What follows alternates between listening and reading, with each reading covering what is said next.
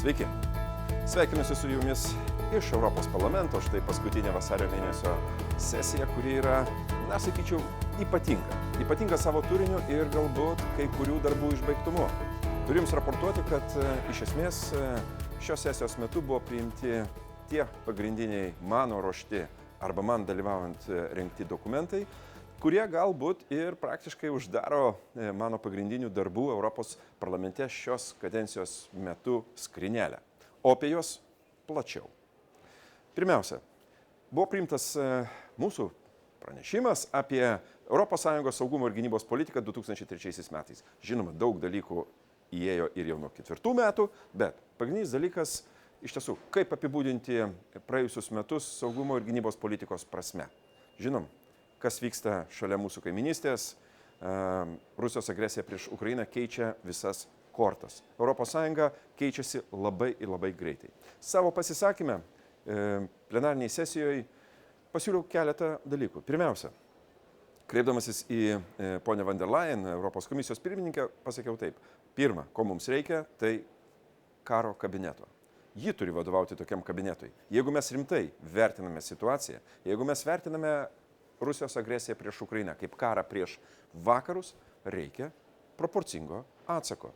Į tokį kabinetą galėtų ir privalėtų įeiti tie, kurie atsakingi už gynybos pramonės, už saugumo ir gynybos politiką ES. Reikėtų nusiųsti labai stiprią žinią. Kada, jeigu ne dabar? Nežinau argumentų, kodėl to nedaryti.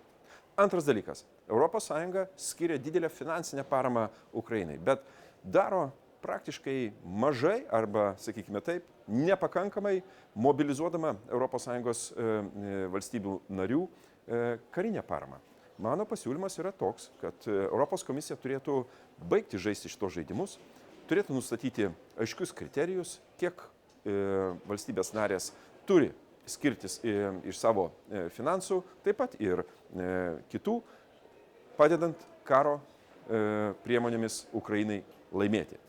Antras dokumentas, ties kurio teko padirbėti, tai mūsų pareiškimas dėl 2 metų sukakties, kuomet Rusijos agresija prieš Ukrainą įgauna vis platesnį mastą. Kokias išvadas mes iš to darome? Jeigu stebėsime pasyviai, jeigu vien tik tai kalbėsime garsiais politiniais pareiškimais, niekas nepasikeis. Reikalingi konkretūs darbai. Ir mes iš tikrųjų peržvelgėme daugelį dalykų, kuriuos įvardijome beje visus vykdomus ir įvykdytus Rusijos nusikaltimus prieš Ukrainą. Daugelį sričių tas vyksta. Kreipėmės dėl iš tiesų šaldytų Rusijos aktyvų, kuo greitesnio panaudojimo atstatant ir padedant Ukrainai laimėti šitą karą. Kartojam ir kartojam. Ir aš nežinau, kaip ilgai dar reikės tą dalyką daryti, bet pagrindinis dalykas, kurį, aš sakyčiau, norėčiau pabrėžti jums, tai yra, auganti iš tikrųjų parama ir tas politinis supratimas, kad karas Ukrainoje nesibaigs, jeigu mes nesistengsime padėti Ukrainai tiek, kad jinai laimėtų. Štai šita išvada, man atrodo, pakankamai yra solidžiai įsitvirtinusi Europos parlamente ir tai yra labai gerai, nes tai nebuvo, galime sakyti, iš pirmųjų dienų taip jau aišku, kad būtent su tokia strategija mes einame į priekį.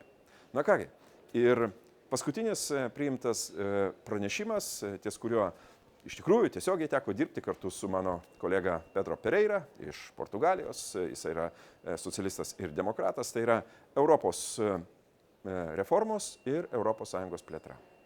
Pagaliau mes priėjome prie vieningos nuomonės. Balsavimo rezultatai galbūt galėjo būti ir geresni, nes tik tai 305 palaikė, bet aš žinau, kadangi ne visos politinės grupės yra labai jau entuziastingai nusiteikusios dėl ES reformų. Ypač tie, kurie galvoja, kad ir toliau piknaudžiaudami veto teise, kad didindami valstybių narių įtaką, ne bendros ES institucijų ir politikos įtaką, jie taip manydami gali išlaikyti savo įtaką ir sprendimus kaitalioti priklausomai nuo jų interesų. Aš manau, kad šis pranešimas yra labai svarbus. Žinoma, tai yra įpareigojimas kitam parlamentui, jau kitos sudėties Europos institucijoms vykdyti šitą darbą, bet be šito signalo mes nebūtumėm pasiuntę žinios, kad ir plėtra yra įmanoma. Nes būkime atviri, dalykai yra labai susiję. Ir būsimosios valstybės narės taip pat turėtų būti suinteresuotos, kad ES veiklos mechanizmas, sprendimų priėmimai vyksta darniai ir garantuoja mums to, ko mes ir siekime, kad ES išlieka stipri, solidari ir žvelgianti į ateitį. Kągi, darbai Strasbūre baigiami, grįžtu į Lietuvą.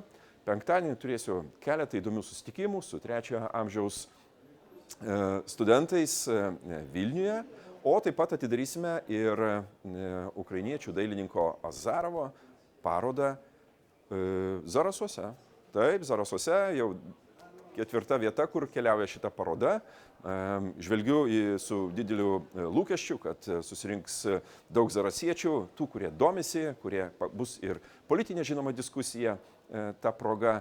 Todėl kviečiu, atvykite į Zarasus, tai yra labai gražus miestas, ypatinga Lietuvos vieta. Tikrai nenusivilsite. O visiems jums sakau gero savaitgalio ir iki kitų kartų. Jie tikrai ateis.